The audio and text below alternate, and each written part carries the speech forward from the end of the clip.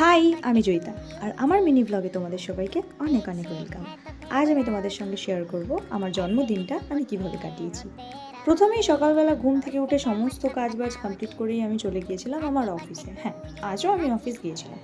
অফিসে গিয়ে তারপর দুপুরের লাঞ্চ কমপ্লিট করি, তারপরে দেখি সন্ধ্যাবেলায় স্যার কেক নিয়ে এসছে, কেক আর কিছু চকলেট। তারপরে আমি কেক কাটিং করে বেরিয়ে যাই বাড়ির জন্য। গিয়ে 3টে ট্রেন পাস করে আমি রেলগেটে দাঁড়িয়ে, তারপরে সময় একটা চকলেট কিনে দেয়, সেটা নিয়ে চলে যাই বাড়ি।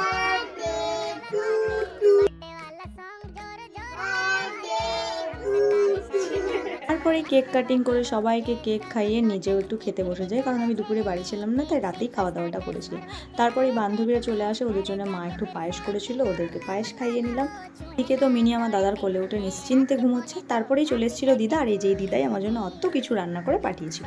তারপরে আমার বন্ধুরা এই যে কুকিরটি করতে বসে পড়েছিল, সেগুলোর ভিডিও পাঠিয়েছে। ওদের কথা হচ্ছে আমাকে ব্লগে এসবগুলো অ্যাড করতে হবে, তো আমি ওদের কথা শুনে অ্যাড করে দিই। একটা টাইম ছিল যখন আমি মানুষের বার্থডে নিয়ে প্রচুর এক্সাইটেড থাকতাম, মানে নিজের বার্থডে থেকে আমি তাদেরটা সেলিব্রেট করবো বলে ভেবে পাগল হয়ে যেতাম। আর এদিকে আজ আমি এতটা লাকি যে আমার জন্মদিনে কেউ এইদিকে এইদিকে আমার এইদিকে ইয়ে